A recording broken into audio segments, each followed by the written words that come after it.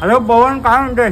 एकदम मस्त काका. अवघड आहे, अवघड आहे. हा, राजकारणाचं एकंदरीत अवघड आहे. सामान्य माणसांनी राजकारणात पडूच नाही हे आम्ही म्हणणं ठीक आहे. तुमच्या पिढीनी हे डायलॉग नाही मारायचे. राजकारणात पडू नका, राजकारणात उभे राहा ना.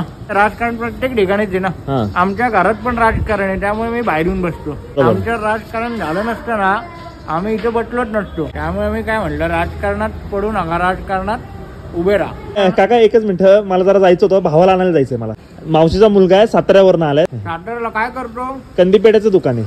अरे इथे देशात मंदी आली, मग मी तुला काय म्हणलं की राजकारणात पडू नका, राजकारणात उभे राहा. काका मला फोन आला जरा त्याचा. या फोननी तर अख्खी पिढी बरबाद केली. आमच्या काळात फोन पण नव्हते, त्यामुळे कसं विचारांची देवाणघेवाण व्हायची. आम्ही दिवसभर गप्पा मारत बसायचो, दिवसभर गप्पा.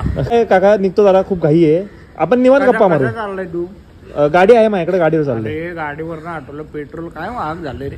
आम्ही सायकलवर ट्रिपची फिरायचो, हा दिवस बदलले. तू आता काय बोलला की राजकारणात पडू नका. मी काय म्हणलं, राजकारणात पडू नका, राजकारणात उभे राहा. मी ऍक्टिव्हा गाडी काढतो. मला ऍक्टिव्ह आहे तुझ्याकडे? कुठला रंग आहे? कुठला? सिल्वर आहे. सिल्वर काय बॉडी कलर, व्हाईट कलर वापरा. व्हाईट म्हणजे काय माहिती का, पीस.